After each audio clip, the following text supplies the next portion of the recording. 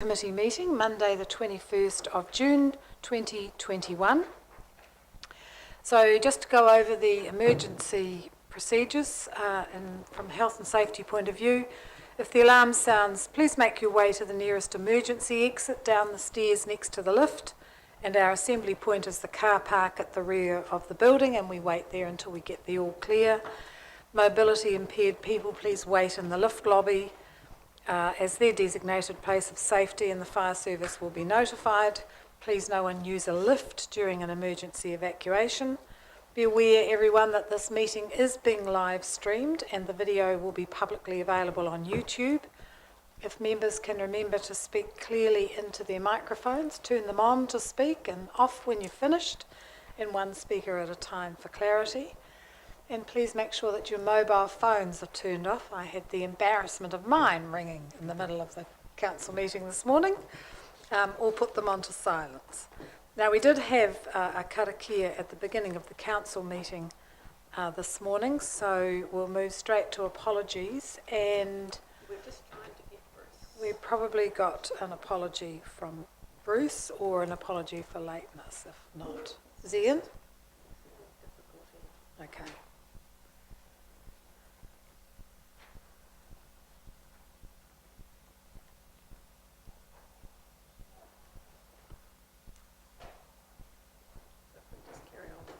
We'll carry on while we try to get Bruce in.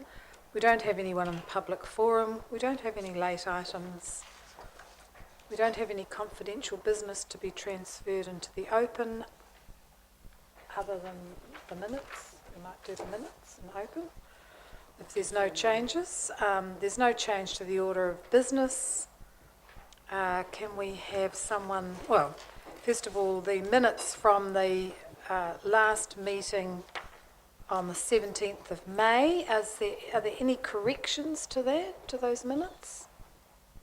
No? Would someone like to move that those minutes, Natiri, and seconded Wayne, that we confirm the open minutes of the Strategy, Finance and Risk and the public excluded minutes as well? Yep. All those in favour say aye. Against? Carried. Thank you. No, here he is. Right, so do we have any conflicts of interest to be declared? No? Well, we probably all should really. We all vote. Anyway, that brings us to the representation review, and this is the first start. Oh, and we have Bruce as well. Excellent. Kia ora, Bruce. Nice to see you.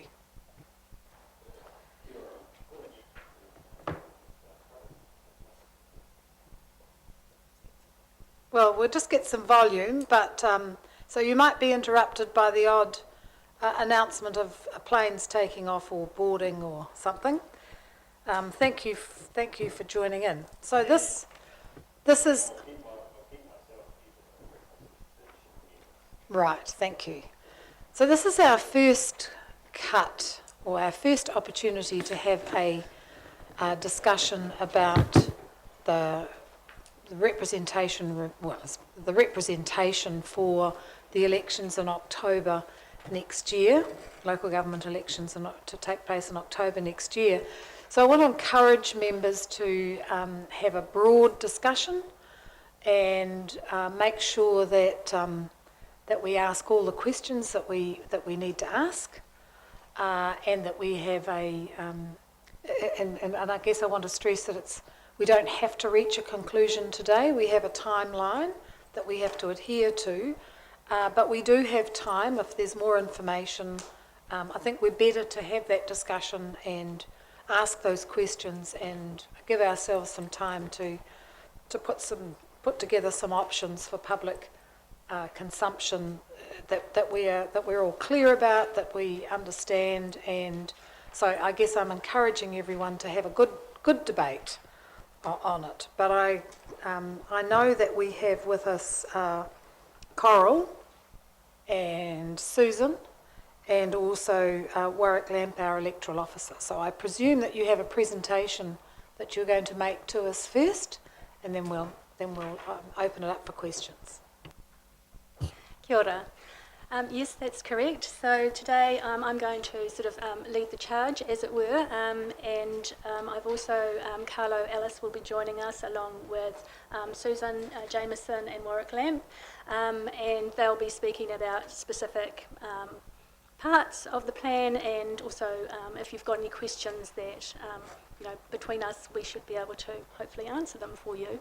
So I do have a 10-minute sort of presentation. It's really just an overview to just give you that background, and I'll take you through that now, but do feel free to ask me questions while we're in the middle of it. Hopefully it won't take too long, and then I'll certainly we've got some, I've tabled the presentation, and it's also available in Stella, and I've also tabled 2 maps which I will get to through the course of the presentation. It might be better just to let you go through the presentation and then have the questions at the end and discussion. Okay, that's great, thank you. Right, so the objective today is to really just understand some of the key concepts about the representation review. Sorry, I get those two confused. The first ones that we have to understand is about this communities of interest and how you identify that, and then these other concepts of effective and fair representation of those communities of interest once they're identified. We've presented you with 3 options for at-large, wards only, and a mix of both. And we'll take you through those, and I'll also, as I say, I'll go through sort of the complying and the non-complying aspects of that. Talk a little bit about the Local Government Commission's role, and also community boards and early engagement. So these are the questions that, as staff and as we have been talking about and thinking about, and which we want you to keep in mind as we're going through this process. So it's really about identifying communities of interest in Tauranga City. What does that mean? Are there shared common communities of interest spread across the city, or are there separate geographic-based communities of interest? Do councils need to be elected from different geographical areas of the city? How many elected members do you need for effective representation? And how are they to be elected?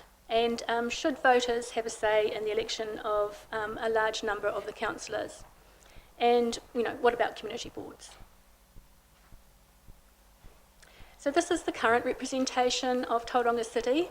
There's 10 councillors elected for at-large, and at-large means across the city. And then 3 from wards, and wards you can see the yellow, the purple and the pink. There are 3 wards currently.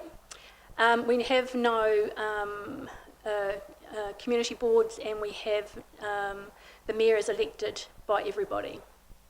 It doesn't comply currently. We've run that over. It doesn't comply as it is. But we've one of our status quo options is kind of similar to it.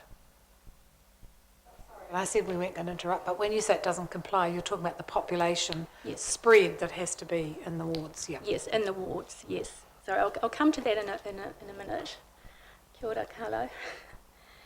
I've put in a table, a comparison of other metros, and really what this shows is that there's no one size fits all.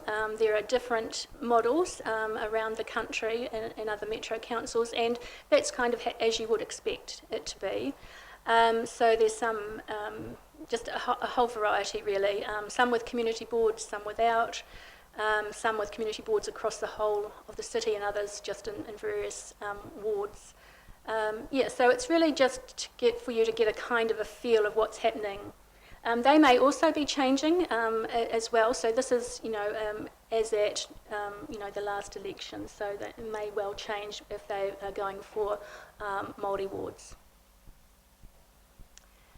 So communities of interest. So this is the very first thing that you need to identify, and there's no, there's no definition in the Act. But what the Local Government Commission in their guidelines talks about these three kind of ideas around what communities of interest mean, and it's sort of this a feeling of how you a sense of community and belonging, and they call that a kind of perceptual aspect.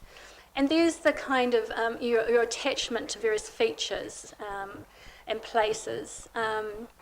Then there's the access to and dependence on daily goods and services, and that's kind of how you get around the city, where your kids go to school and, all those types of things. A very functional kind of, practical way of looking at communities of interest.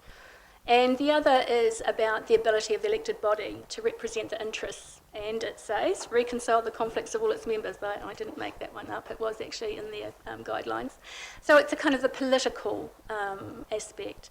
And obviously communities can change over time, and that's why you do a review every 6 years.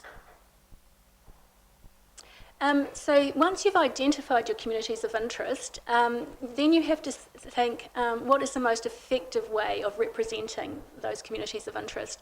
And it's kind of the total number of elected members that you think will work. So it's not, they talk about not necessarily just adding up, 2 in this ward and 3 in this ward. It's kind of having a real think about what would be the most effective way of representing the city.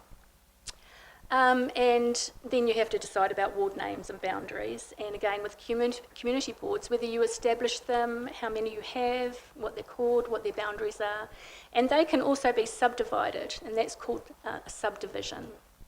So we'll talk about that a bit later. And there's this fair representation, which you talked about earlier, which is this, we call it the plus or minus 10% rule, and it applies to wards. So not at-large councillors. So it means that every member should generally represent about the same number of people within plus or minus 10%. So when we talk about complying, that is what we're talking about with this fair representation aspect of the Local Electoral Act. You can have between 5 and 29 members, so just saying that's what the Act provides for, excluding the Mayor. Talked about the current arrangements, and we're saying any proposal must comply. Now, in fact, it doesn't have to comply. You can put forward a non-complying proposal. So, but what we're saying is that in the Act, the exemptions are really for sort of isolated or island-type communities, and like Banks Peninsula or like the Eastern constituency of the Regional Council. Not that that's isolated, it just doesn't meet the plus or minus 10%. So, if you feel you get to a point where you think that the communities of interest kind of get skewered, or they're not coherent is the word, because you've got to comply with the plus or minus, you can put out a non-complying proposal, but if you do that, it automatically goes to the Local Government Commission for their determination. So what we would suggest is best practice is if the proposal can comply. We're really trying hard to get that compliance. So community boards are optional. I've given you quite a bit of data in the report. They must be considered during the review, and they can range from 4 to 12 members. They don't have to cover all of the city, and their role is specifically set out in the Local Government Act. However, delegations do vary across councils, and what I've included in the report is the Remuneration Authority's review of the remuneration for community boards.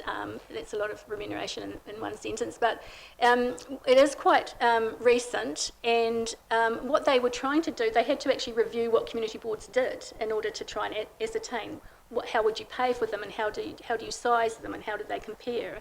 And so I've given you a link to that, and I've taken some quotes out of that. But basically there's a lot of inconsistency with what with community boards. Plus they also what they're saying is that most of them have the representation and advisory advocacy role only. Majority. The electoral system, STV is a single transferable vote, and it's a preferential ranking of candidates. It was used for the first time in 2019 election, and you've got it for the 2022 election, so that's not up for any discussion or debate. It is mostly effective. That's the kind of view for if you have more members per ward, and if you've got any questions about that, I'll refer you through to Warwick, who's a bit of an expert in that. And it's also seen as enhancing opportunities for women, Māori and ethnic minorities to be elected. So that's broadly, generally speaking. Yeah.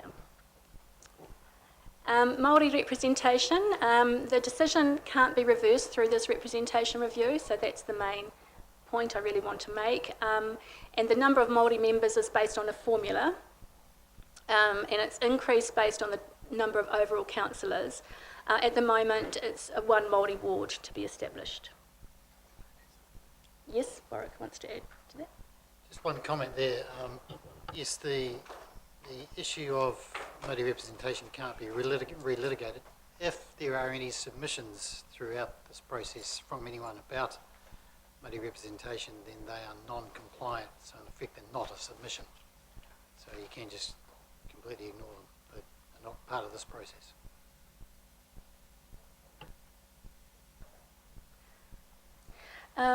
Right.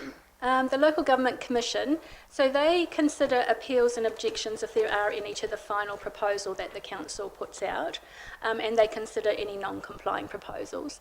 They're not limited to the scope of the appeals and objections, and they do issue the final determination, the final decision. And they have to do that by April next year. So there's the chair and the two members, very experienced people in the role. And an additional member appointed today. Oh. Who was that? Just can't remember actually. I will tell you, I'll find out. Sorry about that.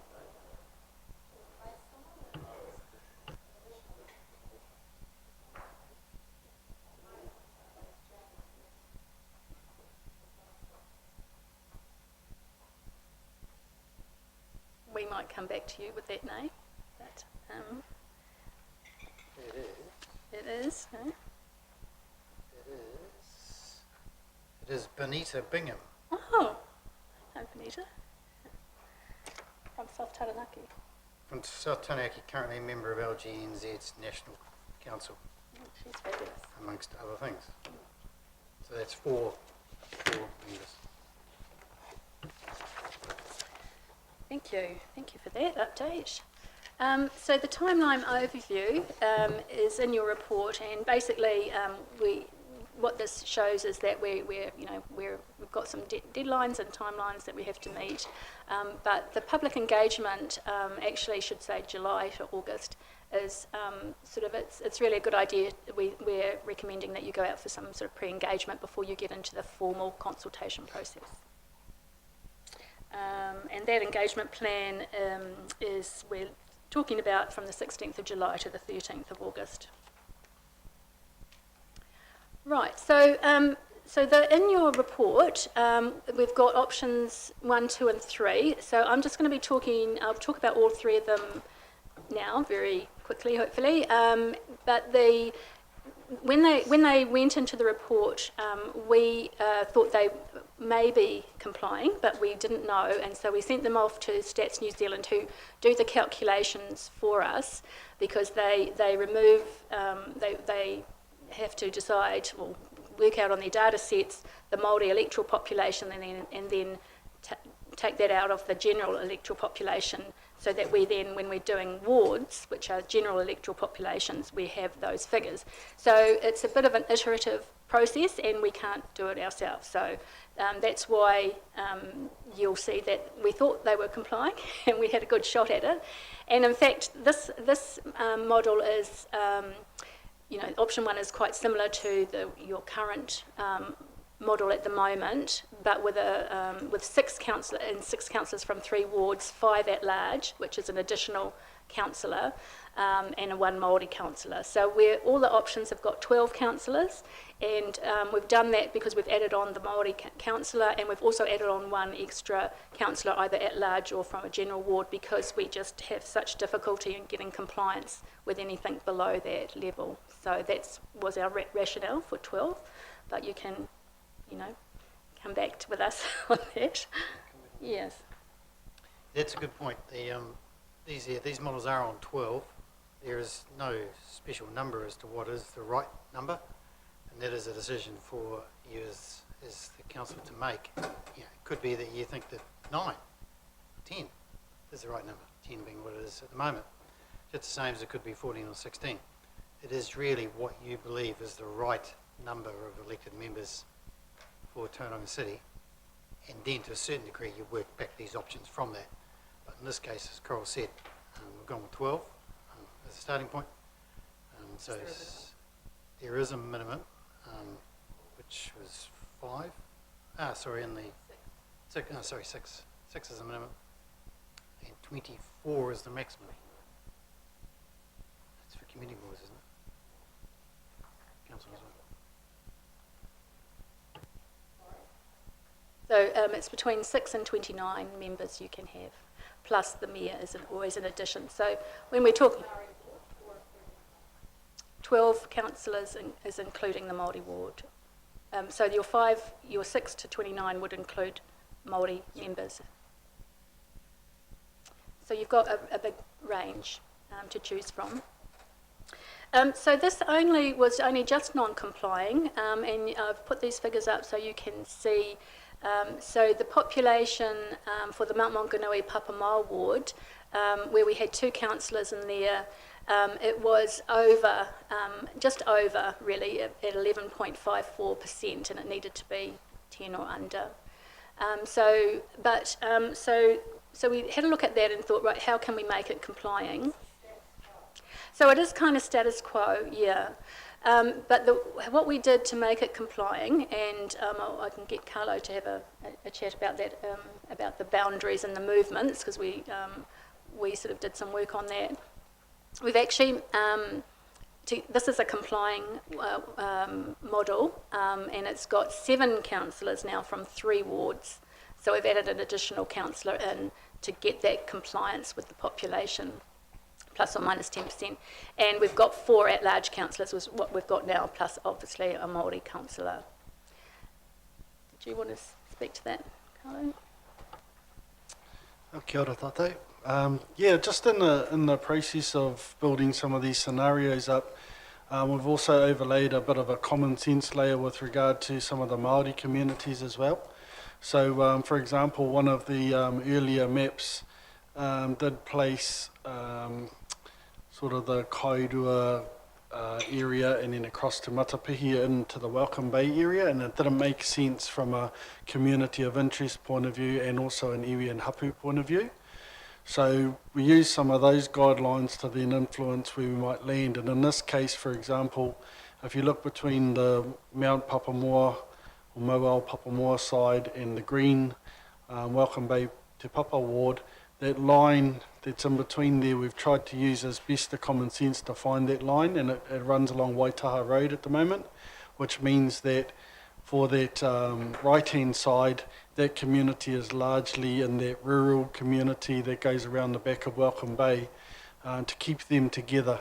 And then on the other side, keeps the Welcome Bay community largely in the urban area, back linked in with Te Papa. And it also marries up as best as we could with some of the iwi and hapu boundaries, meaning Ngāti Pūkenga is largely moving right, and Ngāti He, Ngāti Ruahine, Ngāti Ahi moves left. There'll be a few people on the edges of that, I'm sure, would disagree with that, but best line of logic that we could find.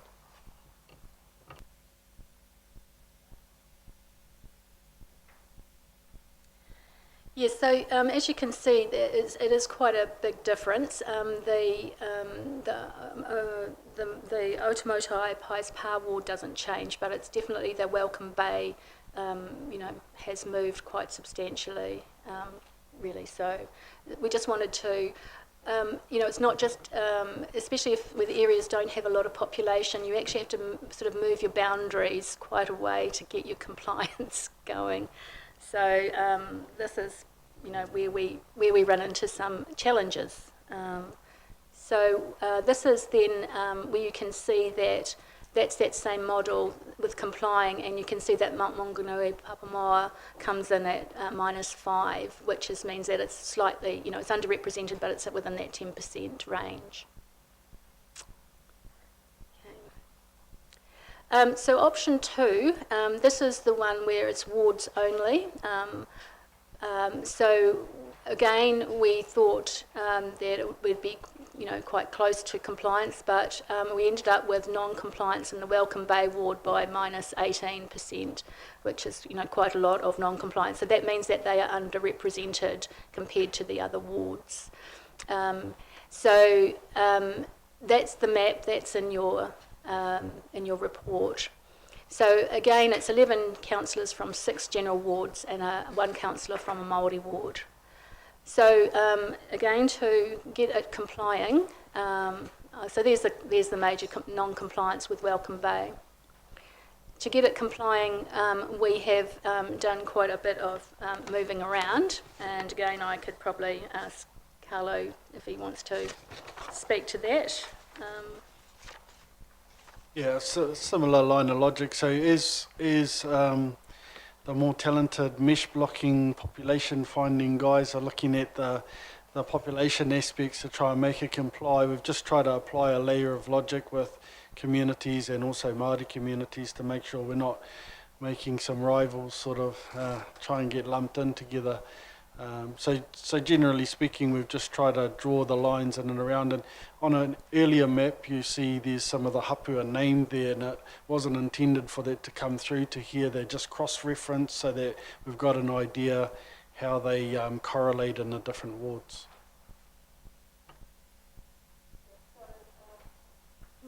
So Welcome Bay has moved and takes in that sort of Bay Park, Kairua area, and goes Mongatapu, and goes across, takes in Greaton north and Paispa north and south. So we've really moved over into that area and Oropi as well. So you can see that Welcome Bay ward has really gone very much, to the sort of south, I suppose, of call it that.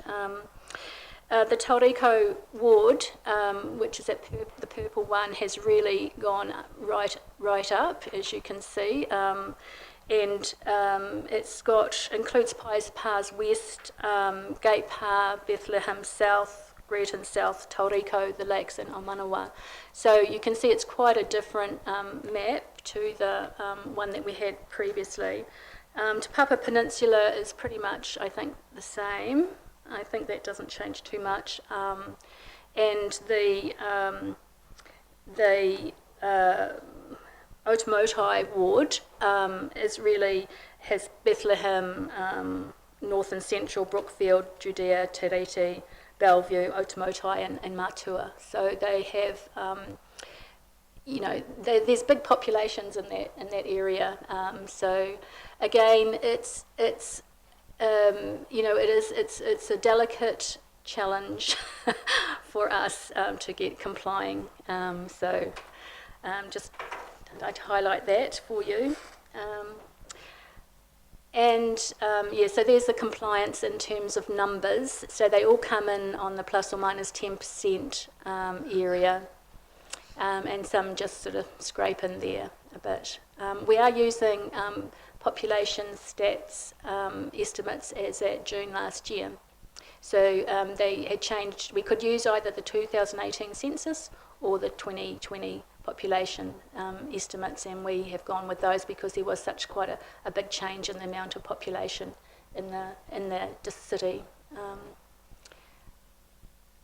And option 3 is at large. So we've got, again, 12 councillors, 10 elected at large, 1 elected from a general ward and 1 elected from a Māori ward. And you might well ask, why do you have 1 general ward, particularly when you look at the population per councillor?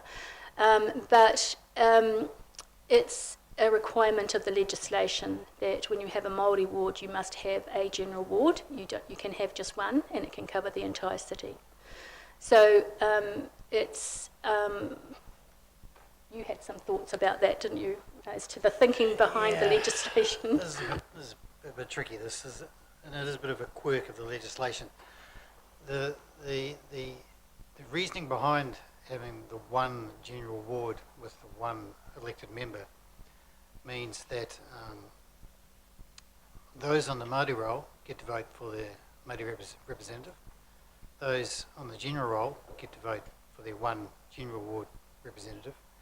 And then both those on the Māori and the general roll get to vote for the 10 councillors. If it was a one at-large ward for all of the councillors other than the Māori representative, other than the Māori ward, then those on the Māori ward would only get to vote for one councillor as opposed to everyone else on the general roll voting for the other 10 or 11. So that does create potentially a bit of an inequity in the voting rights. So that's why there's one member voted for the general ward, so that everyone then votes for effectively 11. So that's the rationale behind it. Clear as mud. And we are looking at when we're going out for engagement. Did you want to speak about engagement now, Susan? Kia ora tātou. So when we're speaking about how our community are represented, it's of high significance. So we want to make sure we get as much feedback as we can. So we're proposing to do a pre-engagement phase in July, August, before our consultation in September. So what we'd propose to do is go out to the community mid-July to mid-August with these three options, or whatever we come out with today, in addition to seeking feedback on any alternate options that people may have, and plus feedback on community boards. And how we propose to do that is we'll try and demystify what is clearly quite a complex process. So our objective will be to make it as clear and simple and as factual as possible, so that we've got a foundation of information out there so that people can understand when we go through consultation in September. So it would be a digital, predominantly digital campaign, but during the pre-engagement phase, we also want to target face-to-face engagement with three groups in particular: tangata whenua, the business community, and youth, who are traditionally a little harder for us to represent, but face-to-face seems to be more effective there. So we'd also propose for the general population to have some community drop-in sessions as well, because they're quite effective. That's an overview of engagement. I don't think there's anything else to add. Thanks. Right, so that is the sort of the 10-minute or 15-minute version, and we're more than happy to clarify anything and to answer questions. Thank you, team there. So can we just go back to this Māori ward and at large, because I understand when you're talking everyone at large, but why doesn't it apply when we're talking the wards? So when we've got all the wards, all the councillors represented by ward, we don't have to have an at large. Is that right? That's right. At large is not a requirement, just as wards are not a requirement, except that when you have a Māori ward, you have to have one general ward. Okay, so I'll rephrase my question. So when we have these wards in option 2, option 2, we have a Māori ward, but we don't have a general ward. So these wards are called, general wards are called wards, and a Māori ward is called a ward. So the use of the word ward is for general electoral populations, and then a Māori ward now, because they used to be just combined, so you would have Māori and general electors in a ward, but now that we've got a Māori ward, we separate out the Māori electors and only they vote in the Māori ward. So it's just the general electors on the general roll who vote in these wards. And at-large councillors, everybody votes for at-large councillors.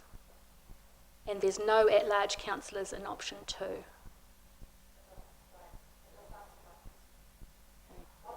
I'll see if Warwick can help me. I think as long as there is a ward of Yeah. any sort, as well as the Maori ward, you're covered. So with Then you're that covered. option, you have 5 or 6 other wards, so that's Right. that covers So that off takes in- the place of it. It's just if you have only a Māori ward, you have to have a general ward and then at large. You don't have to have an at-large, you have to have at least one general ward, or in that particular scenario, many wards.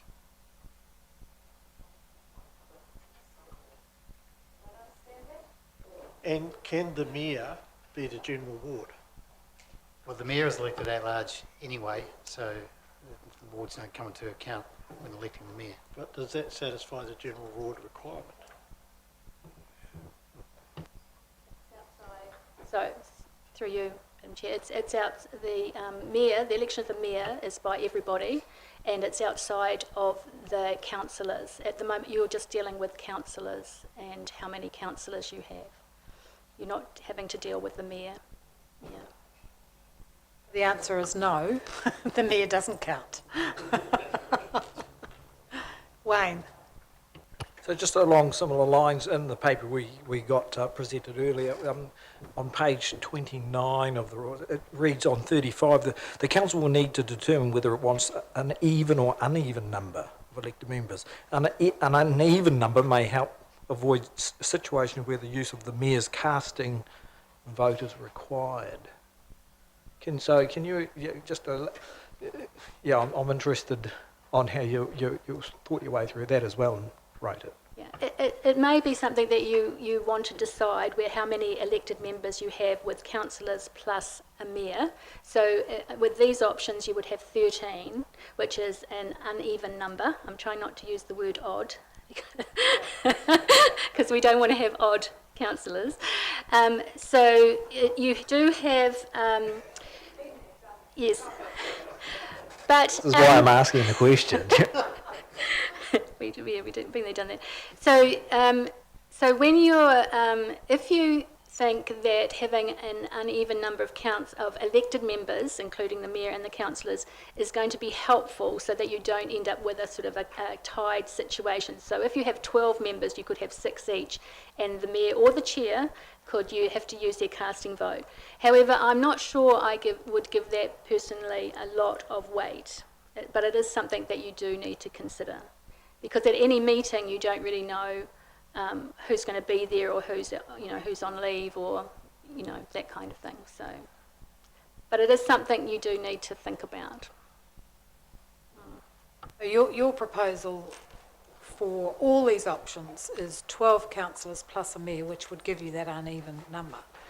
I'm interested in why you start with the number of councillors and work back rather than starting with whether you want at-large or wards and then work forward. Yes, so you can do that, and the idea is that you should identify your communities of interest rather than start with a number. I suppose what we have done is you could have any number of options, and we have looked at a whole range, and you could go on almost an infinity with your choices. So I suppose what we thought would be helpful to get your head around the idea of the 3 options is to give you 3 options that had the same number of councillors. And then you can come back to us and say, no, we only want 10 councillors or we want 14 councillors or whatever. So, and we can work from that. Okay. Kia ora team, thanks for your report.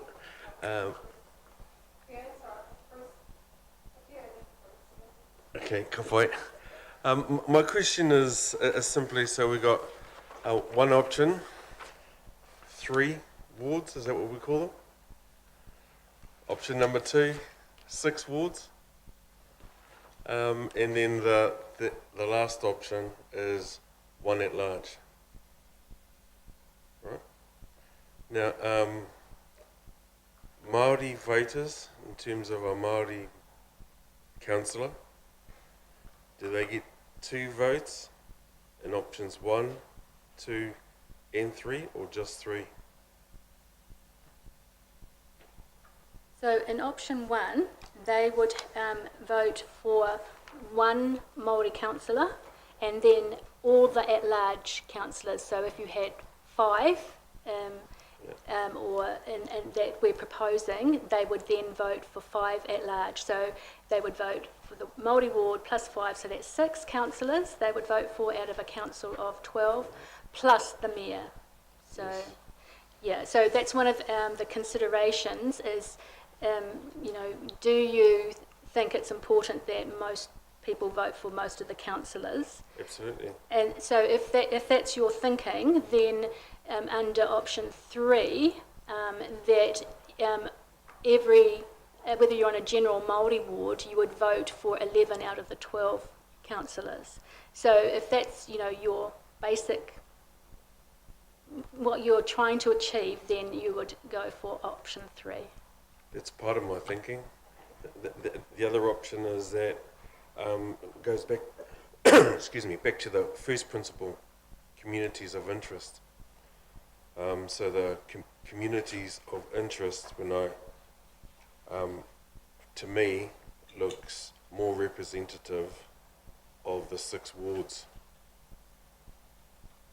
Just my. Thank you for that.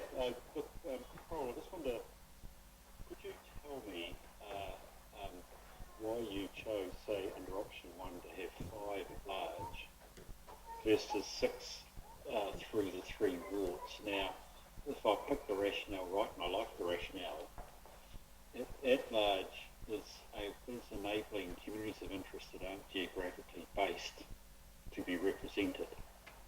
But I wondered how you reached the idea of 5 at large and 6 from the wards. Why not say 2 at large and 9 from the wards? You know what I mean? I'm just wondering how you worked out that proportion. Thank you, through Madam Chair. It was based on the sort of status quo. We were trying to get as close to the current arrangements as possible. And we did try to stick with the 6 from the 3 general wards, which is what we have at the moment, and then just having, and you know, but that didn't work out. So we ended up, in terms of the plus or minus compliance, so that's when we added an additional general ward councillor and removed the at-large councillors down to 4. So we had 7 from the general wards and 4 from the at-large. So it was really trying to mimic what you've got at the moment but make it comply. Carol, historically, I'm interested. Have any of those wards have the wards always had an election, or have there sometimes not been sufficient candidates or only a sufficient number in terms of that ward? Have we always had an election in all the wards?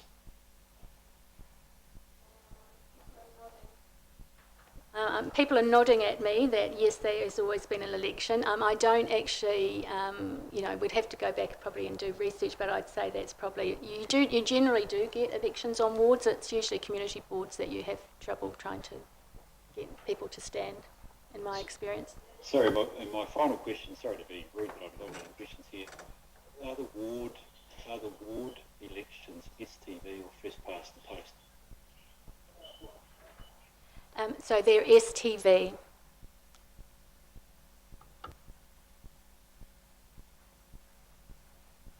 Thank you. Rohania. Tēnā rā tātou. I've got about 3 questions, but I'll try and keep them short. So when I was reading your report, thank you so much for that, I was reading about the changing the boundaries so it takes into consideration iwi and hapu, and I noted that kōrero came through quite strongly under option 2. My question there really is around if you have a Māori ward, which my understanding from your report is that Māori will only get 1 vote, which is for that Māori ward only, then my thinking is what's the point in taking into account iwi and hapu boundaries if in an ideal world all your Māori will be on that Māori voting roll. I was just wondering if you had any thinking behind that. Yeah, just that currently there'll be a lot of Māori that aren't on the Māori electoral roll at the moment, so it was worth considering those. And it's really less going to be able to be achieve full compliance, but just to try and avoid conflict, if that makes sense. Kia ora. My second question is then that with a Māori ward, is that based on the roll size, or could you have 1 Māori person on the Māori roll and still have a Māori ward? So it's based on a Māori electoral population, which is not just those people that are on the Māori roll. So it's a percentage of people who are also on the general roll of Māori descent. There's a description in the report in some detail about how Stats New Zealand does that calculation for us, and no, you wouldn't. You need to reach a certain. You wouldn't. It wouldn't qualify for if you only had 1 person on the Māori roll. But the more people you have on the Māori in the Māori electoral population, which does help if the people are on the Māori roll, but you do get more Māori seats, more Māori members. Yeah. So we could potentially, if we don't have enough Māori on the Māori roll, lose that Māori ward. No, I think. Yeah. No, you can't. And that's the issue. That there's the criteria for determining the Māori representation is, as Coral says, the electoral population, not those that are on the electoral roll. So, clear distinction. You can decide if you're Māori whether you go on the Māori roll or not. That's separate from the decision as to the criteria for working out how many there should be. There is the formula does provide for, if you want, depends on the number of councillors that you have, as well as the number of the Māori electoral population. So it's a kind of it increases as everything increases. But with 10 or with 12, you only get 1 Māori member. So in that case, there's only 1 Māori ward. You need to have 17 councillors. Is that right? 17? 15. Kia ora. And my final question is around that. I note in option 2 that if there was to be the 6 different wards, is it 6 or 5? I can't remember. But all the different wards and then 1 Māori ward at large, just the impact on costs for anybody who would be say running in that electorate, and not only just running but also providing their representation going forward. So has any consideration been given to how that could be treated fairly in terms of resourcing and support for that 1 Māori ward member if option 2 was the option carried forward?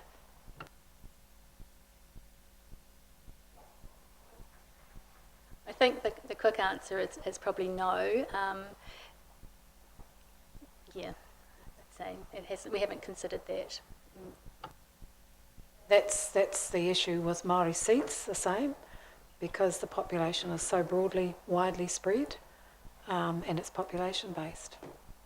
So the ideal might have been to change the legislation so that all Māori electors could vote for a Māori ward representative, but yeah, it's just on the Māori roll, and that scatters them quite broadly. There's nothing in the legislation that allows anything more than any other councillor. So, The one solution to that, though, is, as you mentioned before, going to 17 elected members, and then it gives you 2 Māori reps, and then you could have 2 wards, so then you split that potential.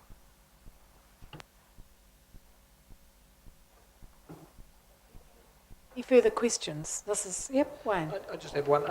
So I'm sure we've got, is there data or stats on the number of Māori that are on the general roll, not on the Māori roll?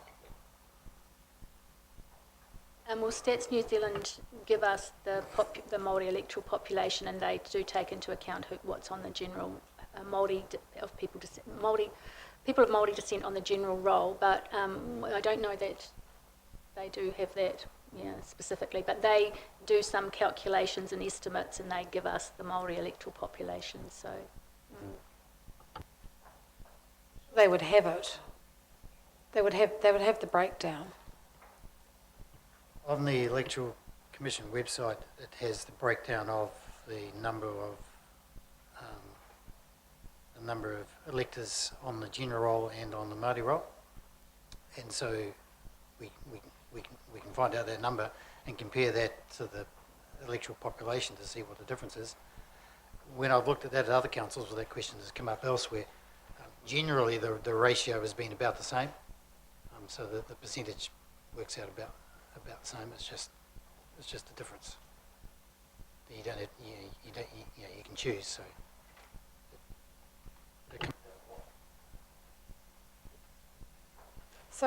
So one of the questions that we need to discuss is what sort of representation we want. So we've got 3 models in front of us. Forget the numbers. We've got sort of the status quo, which is some at large and some from a ward. We've got all at large, and we've got all from a ward. And so when you think about those issues that Coral went through at the beginning about communities of interest, fair representation, etc., as you step your way through that, we need to discuss what we think is going to provide good, fair and open representation across the city, and what shape that is, and I think we have to remember history. So if you go back to why we're here, one of the comments was that model of at large can have a downside in that all your people at large challenge for the mayoralty, and then that continues on. Now a lot of that's based on personalities, but that model does allow for that to happen. That you think I've been elected at large, therefore I have a greater mandate perhaps than someone who's representing a smaller area. But that's a model that the Commission put in to Tauranga, so they must have had a good reason to do that. If we go for all at large, which could, which Tapio, as Tapio points out, gives the most people the most say in who represents them on council. What you do tend to find, or can tend to find, is that those who have the resources, because it's quite expensive to campaign right across the city, those who have the resources win out. Although STV does ameliorate that a little bit. And then the third option is to go to a ward where people have a responsibility for a particular area to bring their voices to the table. And one of the downsides of that is that they only represent that view and not necessarily the view of the whole city. And during the recent submissions on the long-term plan, I was quite shocked to hear some people in Papamoa say, I don't belong to Tauranga. I live in Papamoa. That's different from Tauranga. And I want my representative to be sitting at the table putting Papamoa's views. And actually you take an oath to represent everybody in the city. But that's one of the downsides. So they all have their advantages and their disadvantages. And I guess for us is to have the conversation about what we think is the best for Tauranga. Accepting that whoever stands in the Māori ward faces that whether we like it or not. That enormous cost of standing, and then quite enormous responsibilities. But that's a decision, that's a resourcing decision that could be made later once we've gone through the sort of questions that we need to answer.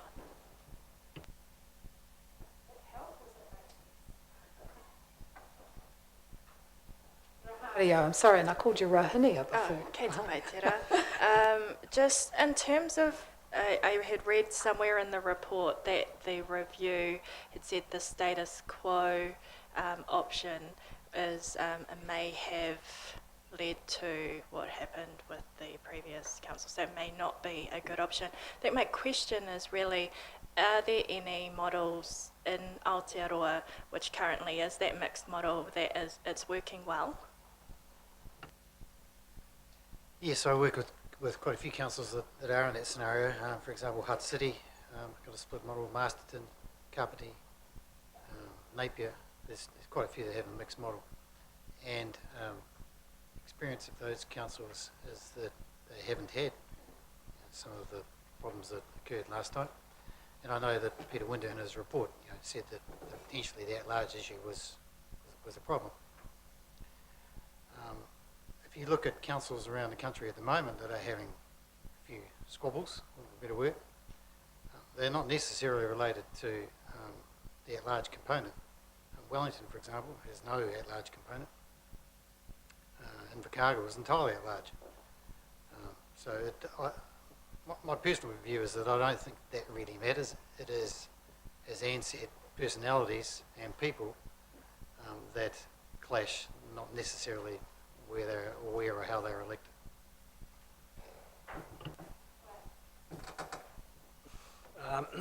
Yes, I agree to a certain extent.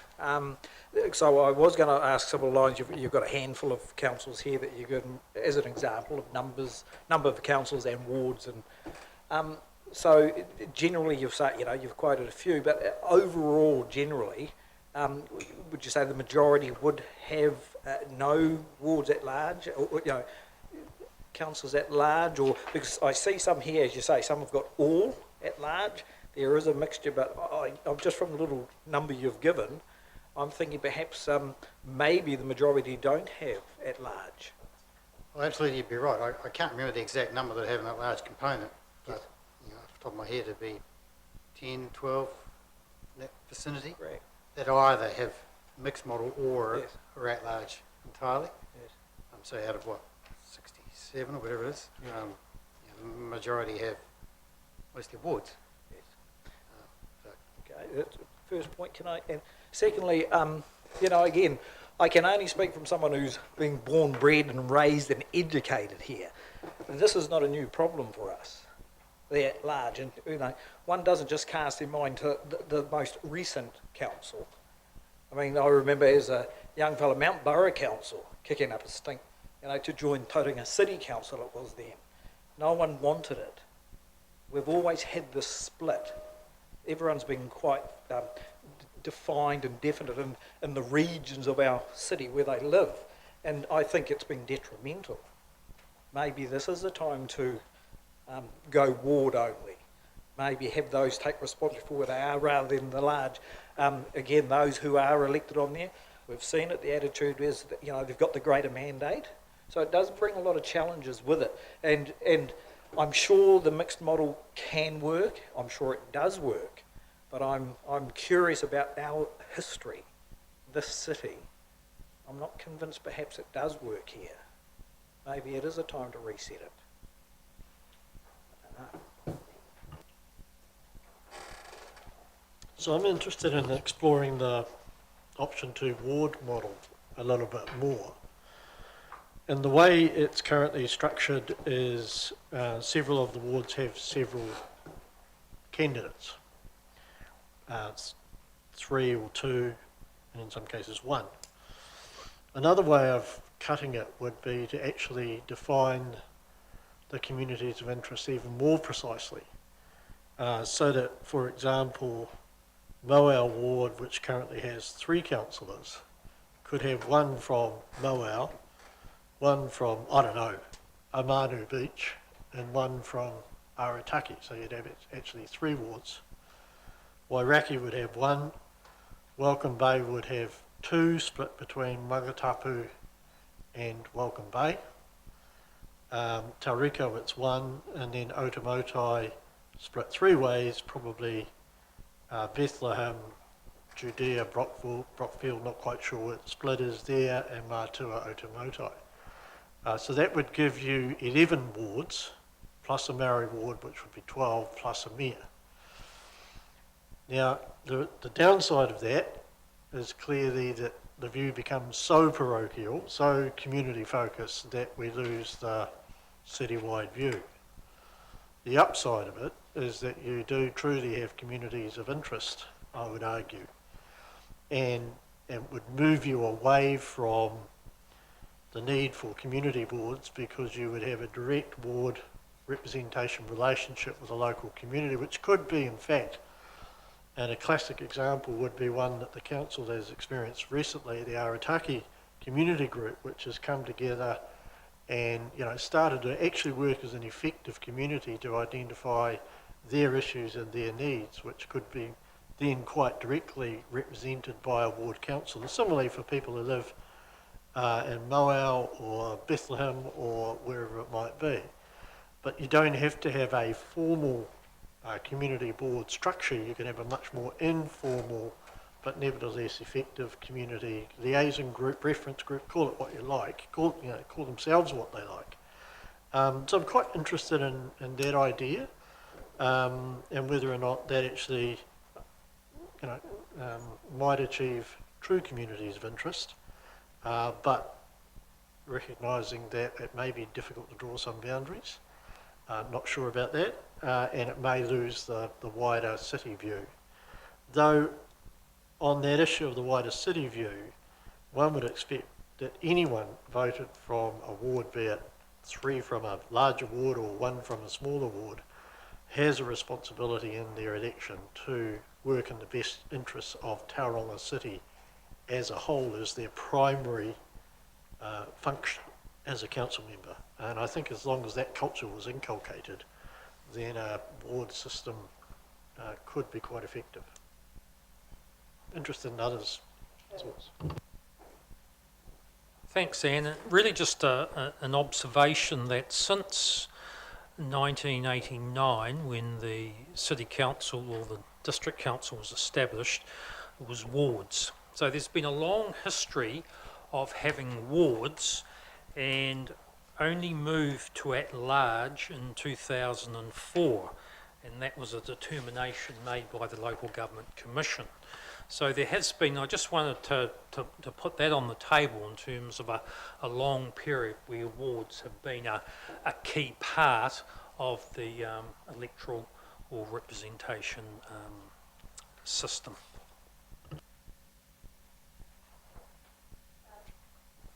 So Stephen, I'm quite interested in that, in the proposition that you're talking about. It might be hard to get sensible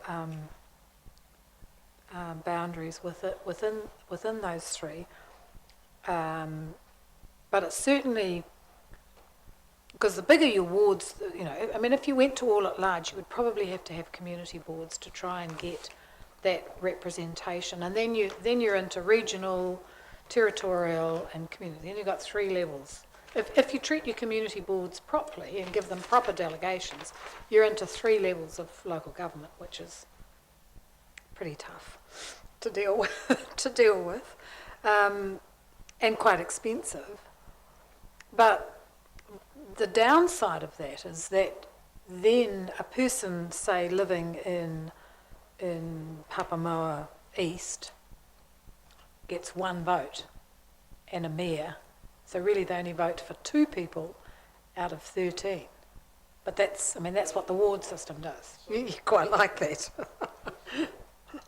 One city, one local, Yeah. or one Maori. Sorry, one local, one mayor, one Maori. Everyone would get the same opportunity. Yeah.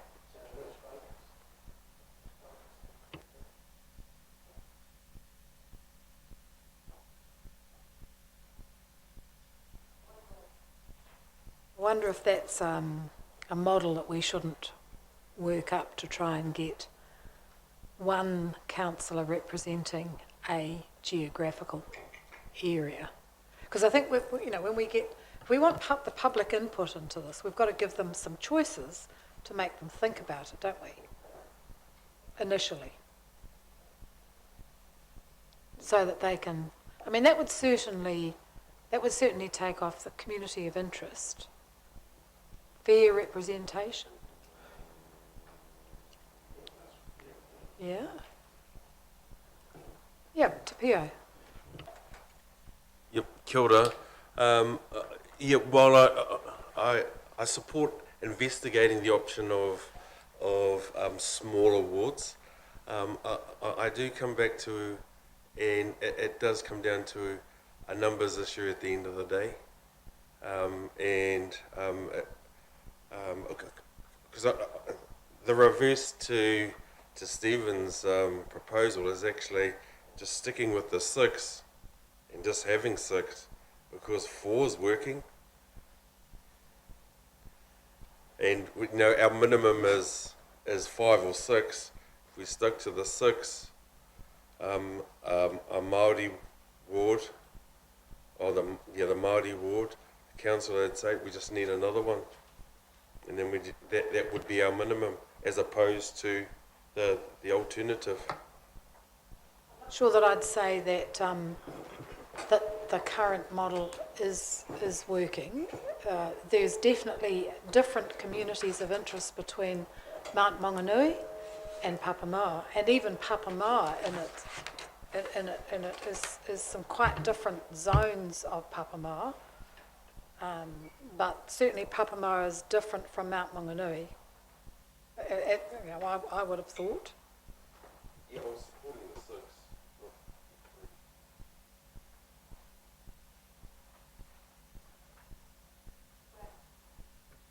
Can I make another outrageous statement while I'm on a roll? Gross generalisations, but again, community of interest. Again, I think at a central government and local government, I think Tauranga has a very interesting political past. And we have some very strong communities out there, well-funded communities. And I'm not quite sure they are representative of everyone, but they have firepower when it comes to election time. So again, the at-large options, the mixed option, I do think it in some way has been mischievous in this for our city. So again, the modified, the ward model, funny enough, having read through the papers coming here today, I was, option 1 looked pretty good to me. After your presentation and thinking about it a little bit harder, maybe option 2 is quite attractive in a modified version as well. Okay. Wasn't that outrageous? Bruce. Hi there, how are you? Look, just because I've completed the representation review down here, I have got one question. I don't like split wards. So Stephen, I'm not big on trying to have 11 wards across the city. It doesn't, for various reasons. But one of the things that interests me when we've looked at here is the effectiveness of STV. STV works well when you have larger numbers to vote. When you've only got 1 or 2 in a ward, first past the post, which is simpler, is actually more representative. You've got to get to 4 or 5 in a ward before STV is the more representative model. So if we're going to think about splitting up the wards more, I think the academic literature would show we would need to think about what is our voting model. STV for the at-large, the 5 or 6 works well. In fact, it works best. At the smaller numbers, that if we were to take option 2, but split out even further, it would raise the questions about the relevance and the usefulness of STV.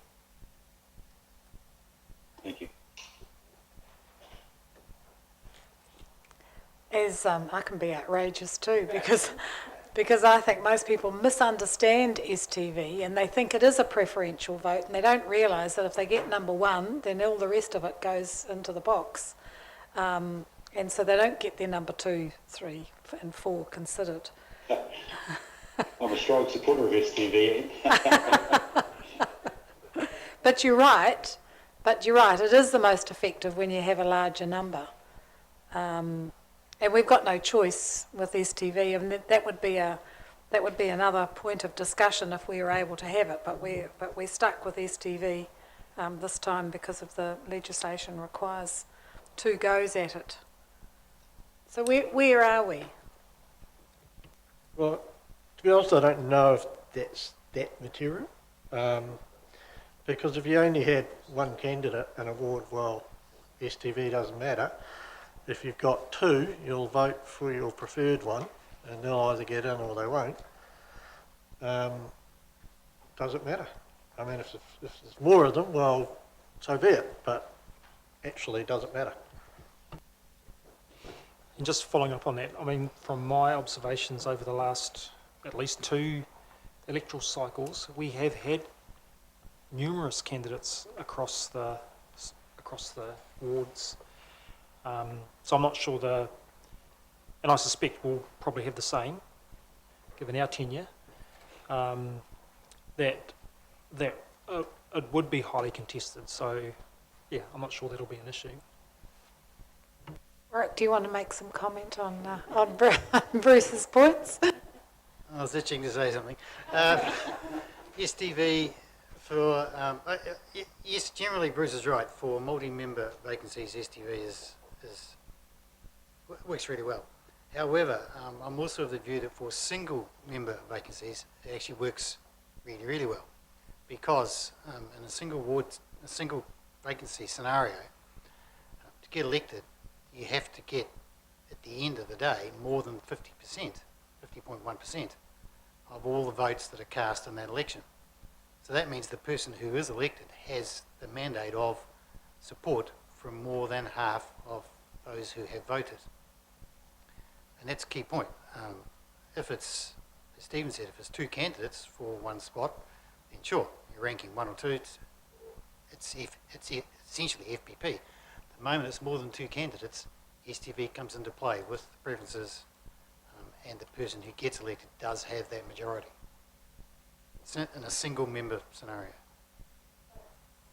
You're there. Would you like to make a comment on Stephen's suggestion around cutting those? Yes. I mean, I haven't, I'm coming to this cold, so I'm not up to speed as to where you guys are coming from as much. But the single member deal that Stephen's talking about, I actually think that's not a bad option and worth serious consideration.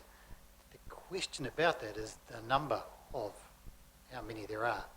Is it 9? Is it 10? Is it 12 single member wards? If you look at Christchurch, for example, Christchurch City, they used to have wards with multi-members, and 2016 the Commission took them to 16 single member wards. All of those have been contested in 2016, 2019. FPP though, but that's worked pretty well, splitting the city up into 16 different wards. Now, the same principle, I think, is where Stephen's headed. It can apply here. The issue will be, work out first what is the right number, do you think is the right number of elected members, and then apply that to the map to work out where those wards would fit. The issues that we'll have will be around plus or minus 10%, and whether it splits suburbs or not, or how we can make that work. And it might be that 9 elected members in single member wards might work better than 12 or 13 for the geographic spread. It's just going to be a case of Coral and the team working up some numbers to see how that best fits. But it might be a number of scenarios in that particular single member deal, but worth consideration. Does that make sense?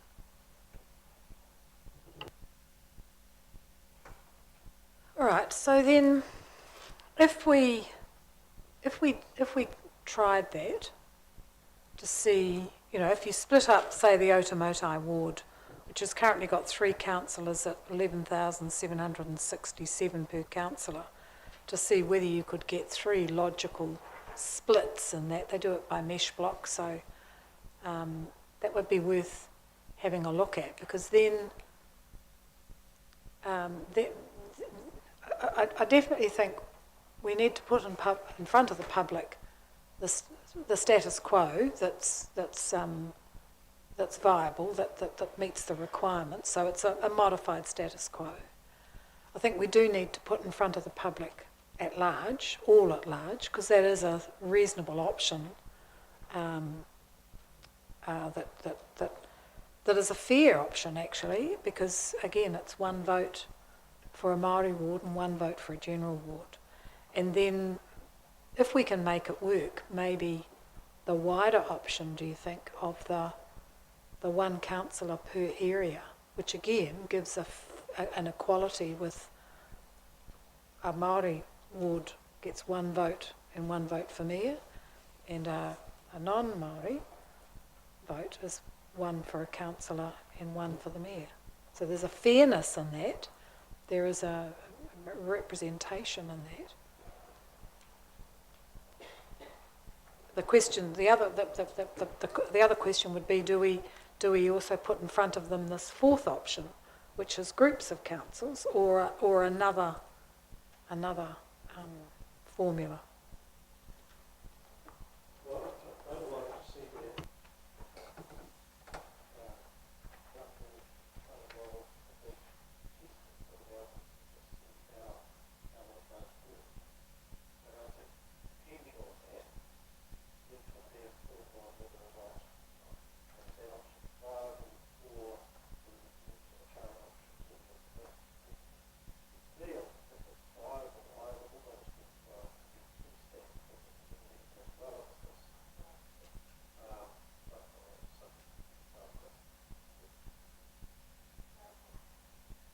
How do people feel about that? So testing Stephen's suggestion as well.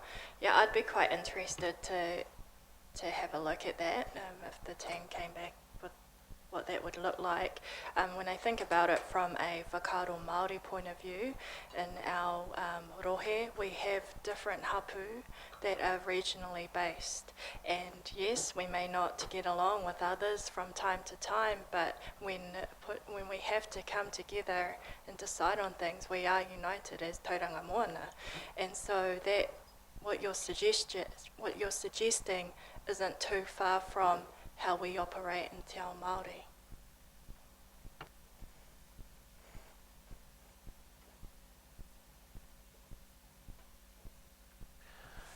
Yeah, and just, I think, picking up what Stephen's proposed, and if it does work, I probably support going out with the 4 options, so people have a spread of things to consider. And I think it's from at large right down to the much smaller wards.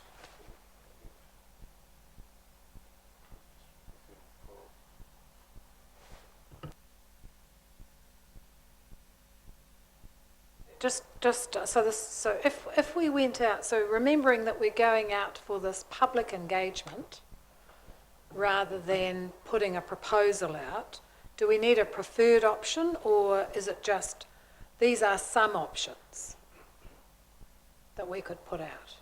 So it's the latter. My next question would be then, if we did that with these 4 options, none of them have a community board in them. So if we might need to have a think about what that might look like. Shad.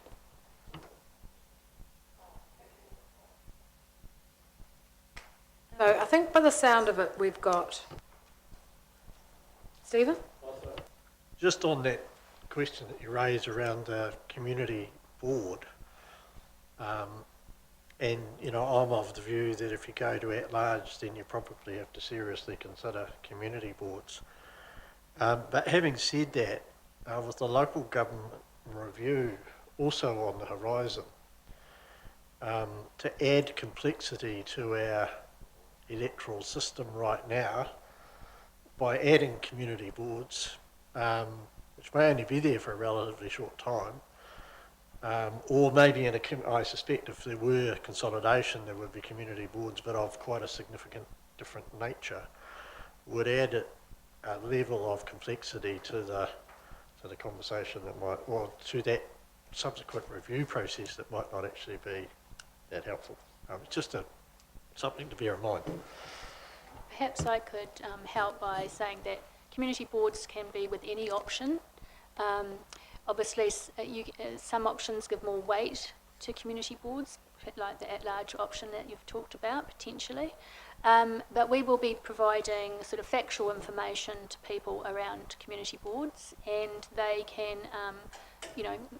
provide us with some feedback through the engagement process. We've definitely we do have to go out with information about community boards, and really they apply to any option that you're thinking about. Just add to that, in other councils that I work with, the community board deal is usually community-led, in that those communities that believe that they would like to have a community board come to the council and make a submission to do so.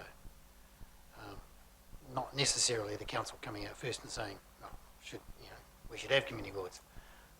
It's more about what the community wants, and if they believe strongly enough that they want community boards, then they'll make submissions down that path. Rahaia. If we're looking at considering 4 options, I would think that option 2, as it currently is, would be the one that was the less fairer option for Māori in terms of how many votes they would get. And if it was a modified version, as what Stephen suggested, just a consideration would be to go out with those 3 options rather than this option 2 as well, but happy to have a kōrero about it with others. Yeah, well, I think the first thing we have to do is see what that modified option looks like, and be prepared to change the number of councillors to make it work. So I'm just wondering, timeline-wise, we've got another strategy meeting 28th. Would that give you time to work that model up? Well, we can try. We would we are a bit. We would send it off to Stats New Zealand to see if they do they give us the figures in the end. But we'll attempt to do that. They have been pretty good at getting back to us as quickly as possible. So we will ask them very nicely if they could do that turnaround for us. There seems to be consensus on that. Have we got consensus on that? So see if we can work up, Stephen's suggestion. Shad? Sorry, I'm supportive of that proposal for us to investigate that. I'm, just in my opinion, supportive of a lower number of councillors rather than moving to the higher end, but we'll see what the mesh blocks come out with. I think it's a good point to just traverse for a bit, because we are proposing an increase in the number of councillors by 2. So we are, on all the options, we're increasing the number of councillors. And there isn't an option of the existing numbers.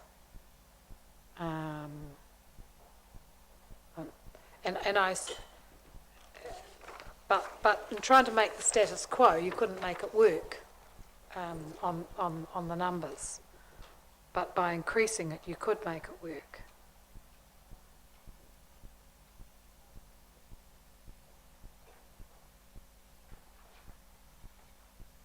So Andy, you're suggesting there that possibly we could have 9 single-member wards if the numbers could work, and then the Māori Wrap, so there's your 10.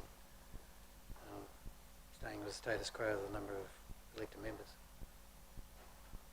It's a case of, looking at the suburbs and the mesh Yeah. blocks and seeing whether those numbers Yeah. fit for the plus or minus 10%. I think that would be well worth doing, and if it doesn't fit, as the status quo doesn't fit, so we can't even have the status quo without increasing the number of councillors. It would be worth trying to get that wider spread of single member wards, if we can get it at the existing numbers. Otherwise, how much does it have to increase by? We could try to see if it does fit with 10, including a Māori ward councillor, and 12, and see what happens. Yeah, we have been playing around with quite a lot of maps, playing around here, and it's a very difficult and challenging to get it complying. And then we were using the general population, the stats, and then we've got to send it off, and when we think we've got it, then it's not when we send it off to Stats New Zealand. So we will try, but we'll definitely can come up with those options and see if they do work. Just to bear that in mind, the big picture of this is that whatever scenario that you come up with, you've got to have the rationale behind it to then record that appropriately and present that to the Local Government Commission if it gets to that scenario, because they'll look at the council's deliberations and the reasoning and all of the debate and the discussion and the comments and factor that into when they make their decision. Interrupt, because I know Bruce is going. His flight's been called. No, he's gone. No, he's still there. He's going. Look, I'm still here, but I do have to go. Apologies about that. That's all right. I've been mucked around by fog in the South Island. Look, I It's better than fog and Tauranga, isn't it? I was just texting Robin to say that I think we've reached a consensus. I personally would be comfortable with the idea of the 4 options. I'm very comfortable with the idea that we put them out for people to respond to. I think we can do that inside the Local Government Act. I don't think there's any problem with that. And it's worth that engaging discussion with all parties, as many as we can. So comfortable with the direction of the travel is really what I'm trying to say. Anne. Great, thanks Bruce, and I hope that your flight actually gets you to where you want to go. Yes, Auckland. Okay, thanks Bruce. Bye-bye. Sorry to interrupt, Warwick. Yeah? So I think that's an important point, is that we need to have a rationale when we go through this, and it's emerging that we're trying to be representing communities of interest, but at the same time getting some equity around the representation, if you like, which your option and at large actually give the best equity across our voters. Yeah. Sorry, Susan. I was just going to add that my understanding from speaking with Coral earlier, just to make the point clear, is that we can't not put non-complying options up. That if we have good rationale for it, it may still be worth doing, and it may still be deemed compliant, even if it's not technically compliant, because it best represents us. Is that the understanding? I can add to that. There are many councils that put up non-complying scenarios, albeit by a few percent, but have very good reasons and rationale behind that the local government commission then go ahead and accept. So that it's not the be all and end all, that plus or minus 10%. It's a case of working out what is actually the best thing that'll work. As someone who campaigned very hard for the Eastern Bay to have a non-complying a representation, I have to accept that there are times when you have to make it work for yourself before you follow the law. Wayne. Yes, but I'm listening to this, but I think earlier you said, usually it's got to be sort of an exceptional case, outside the norm, island community, the East Coast community. We're not that. We're one of the largest cities in Aotearoa, so I don't quite know where we get off saying we should fit into this box of exception. We should be leading as one of the major centres in this country. Where's the exception there? I don't understand this. Either you're complying or you're not, aren't you? What I'm saying there is that if you had 8 single member wards that were within the plus or minus 10% and one that was at 11%, is that a big deal? Probably not.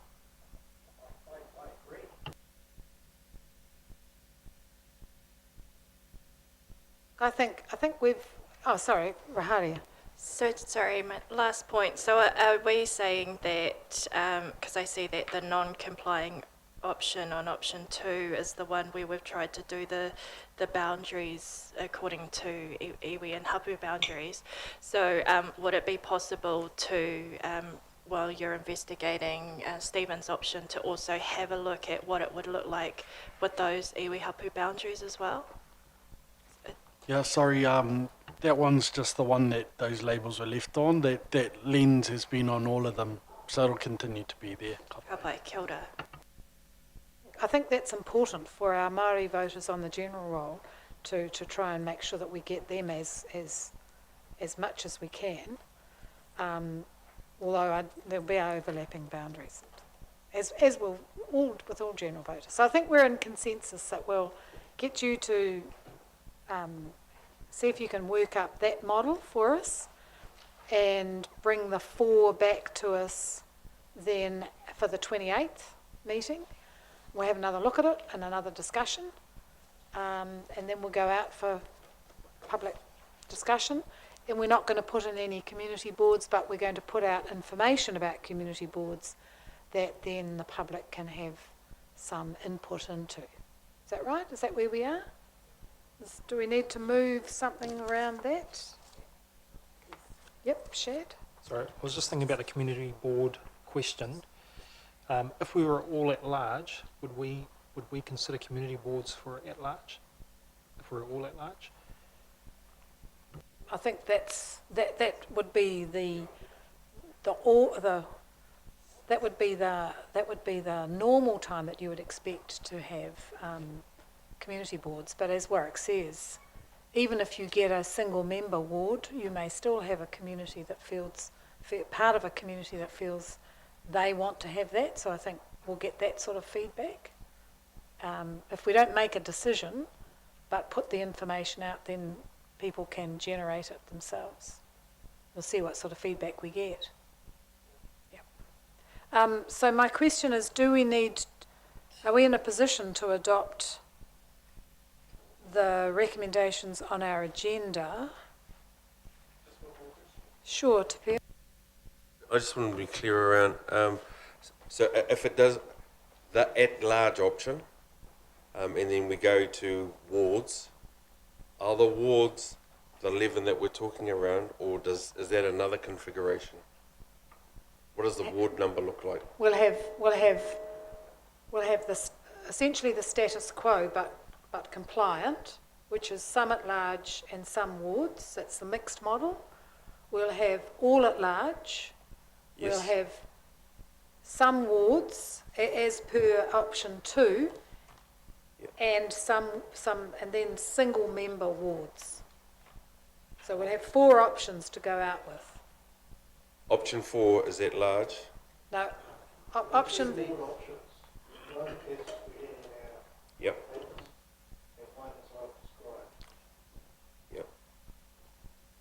Yep. You could have option 2A and 2B, I think would be the easiest one, because that just shows you that you're doing wards only. Yeah.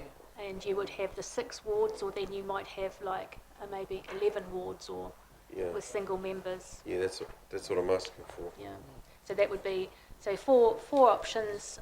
Option 1 is option 2A, which is that one with 6 wards. Option 2B, which would be either, say, 11 general wards and 1 Māori ward, or maybe it might be 9 general wards. We don't know. We'll go and do the math. It could be, yeah, it could be both. And then option 3 is the at-large one. But you still have to have 1 general ward and at-large, just Yeah. putting that in there. Ka pai. That is clear as mud? Yep. Muddy as, as long as it's not foggy. So what I suggest we do is we let this lie on the table. And we bring it all back on the 28th, and then we make not a final decision, but we make a decision on that first initial proposal out to the public. So we'll have status quo, ward option, or all ward option, status quo, which is mixed model, an all ward option, two of those, and a large option. And that's a pretty good, I think that's pretty good to go out to the public initially with. Susan?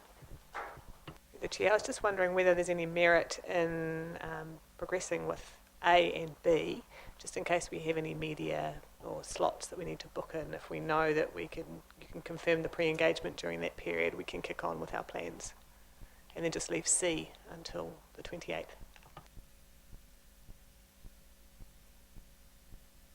Not a problem? Yep, that allows you to book space, and yep, we'll definitely be making a decision on the 28th. All right? You happy to move that, Bill? Someone second it? Wayne will second that? So that's A and B. So we adopt the timeline and we agree to pre-engagement with the community from the 16th of July to the 13th of August. Yeah, I think that's reasonable. Okay? And leave option C until the 28th. Everyone happy with that? I'll move that. I'll put that. All those in favour say aye. Against? Carried. Thank you. No late items, and we've done the public, only thing that was in public excluded was the minutes. So we'll have a closing karakia. Do you want to do that, or do we want Te Pio to do that? Te Pio, do you want to do that for us? Ai, kia ora no tātou. Ai, ko te pai, ko te teko ki nei e te atua. Tēnei hoki rā kia mātou nei, tukuna nei ki tēnei ino atu nei i a koe. Nau hoki nei he manaki hea rā i tā tātou nei whānei noho nei kia rātou katoa i ngā kāinga maha ki tā tātou nei mōna. Nō reire te atua tēnei kia mātou nei ino atu ki a koe, kia raro ki te ngototo maiti, i hukarauti mōna wā ake, ake tono atu, āmene, kia ora tātou. Clear the Strategy, Finance and Risk meeting of the 21st of June closed, and thank you very much. And thanks to